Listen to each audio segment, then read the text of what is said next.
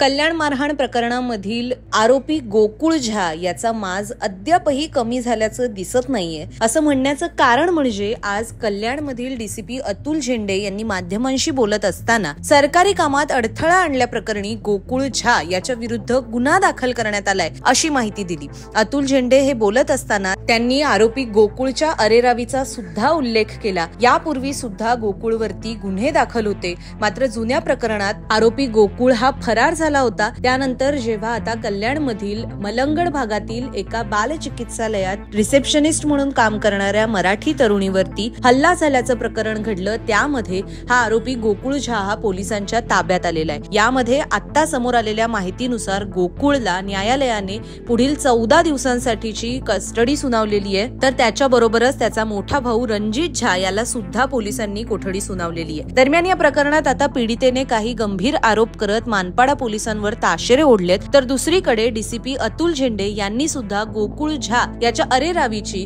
त्याच्या उर्मटपणाविषयीची माहिती माध्यमांसमोर दिली आहे। नेमकं अतुल झेंडे यांनी काय म्हटलंय ते आपण पाहूया।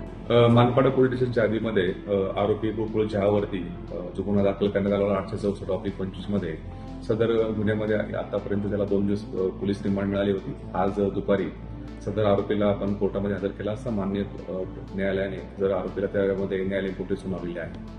त्याचप्रमाणे हे आरोपीवरती यापूर्वी मानपाडा पोलीस स्टेशनमध्ये 509/25 BNS 115(2) आणि 118(1) प्रमाणे हा गुन्हा दाखल होता। सदर गुन्ह्यामध्ये आज या आरोपीला मान्य कोर्टाने सदर गुन्ह्यामध्ये वर्क करून आमच्या ताब्यामध्ये दिलेला आहे। सध्या तो आरोपी हा पोलीस कस्टडीमध्ये मानपाडा पोलीस स्टेशनमध्ये आहे आणि त्याच्यामध्ये अधिक तपास सुरू आहे। त्याचप्रमाणे सदर आरोपीने आज सकाळी ज्यावेळेस कोर्टामध्ये त्याला हजर केला घेऊन जात असताना सरकारी कामामध्ये सुद्धा अडथळा आणण्याचा प्रयत्न केलेला आहे। त्या अनुषंगाने त्या आरोपीवरती मानपाडा पोलीस स्टेशन या ठिकाणी 881/25 BNS 132 प्रमाणे सदर आरोपीवरती गुन्हा दाखल केलेला आहे। त्या अनुषंगाने सुद्धा त्याच्यावरती आम्ही योग्य कारवाई करत आहोत।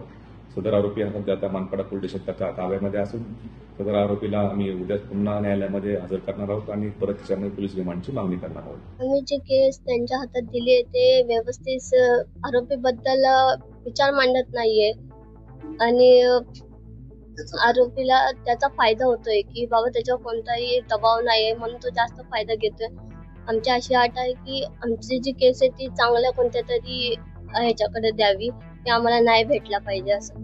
आज दुपारच्या टायमाला त्या मॅडम आल्या होत्या, त्या आम्हाला बोलत होत्या की 99% जो आरोपी आहे तो बाहेर आल्यावर तुम्हाला काही सुद्धा त्रास देणार नाही। अशी कोण गॅरंटी घेऊ शकतं का तो काही आम्हाला त्रास देणार नाही वगैरे, ते आम्हाला लेखी लिहून द्या तुम्ही। शिक्षा देण्याच्या अगोदर तुम्हाला ते सांगतात की असं होईल ना?